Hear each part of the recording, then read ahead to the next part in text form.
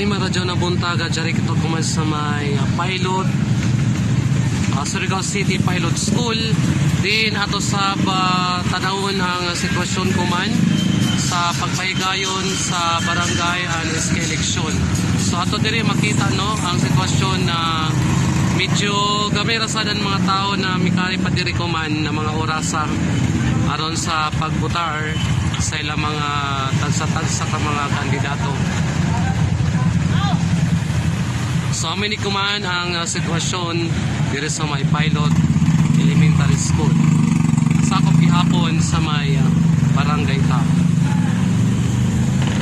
Kini si Yan Perez sa RTV Surigao.